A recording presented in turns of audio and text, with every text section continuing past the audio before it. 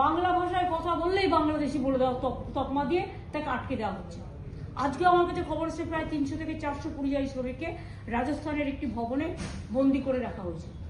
কথা বলে অপরাধ করেছি আমরা? স্বামী বিবেকানন্দ কি ভাষায় কথা বলতেন? নেতাজি সুভাষচন্দ্র বসু কি ভাষায় কথা বলতেন? রবীন্দ্রনাথ ঠাকুর কি ভাষায় কথা বলতেন? সব ভুলে গেছে এরা।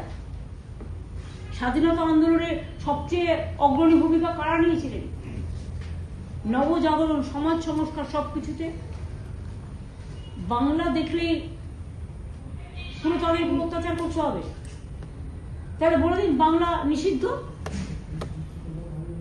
দিল্লি ইউনিভার্সিটি থেকে শুনলাম বাংলা বাদ দিয়ে দেওয়া হয়েছে সরকারগুলোর কাছে, যে তাদের সবাইকে বাংলাদেশি আখ্যা দিয়ে বন্দি করে রাখা হচ্ছে, তাদের বাংলাদেশে পুশ করে দেওয়া হচ্ছে, তাদের উপর অত্যাচার হচ্ছে। আরে বাংলাদেশি ভাষা আলাদা। বাংলাদেশি যারা 71 মার্চ পর্যন্ত ভারতবর্ষে এসছেন তারা বৈধ ইন্ডিয়ান নাগরিক।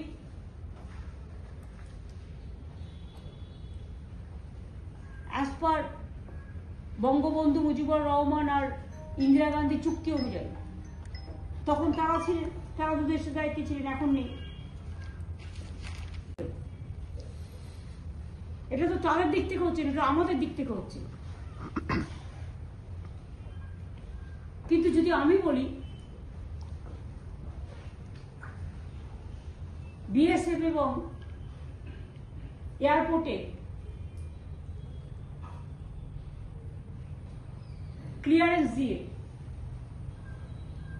কতজনকে ছেড়ে রাখা হয়েছে এখানে, এটা তো আমি পাল্টা কোশ্চেন করতে পারি। সেটা তো আমাদের দোষ নয়, এটা তো গভর্নমেন্ট অফ ইন্ডিয়া করেছে। ঠিক আছে, কারো জীবন শান্তি পাক সেটা আমি চাই, কিন্তু যদি কোনো ঘটনা ঘটে যায় কে দায়িত্ব নেবে?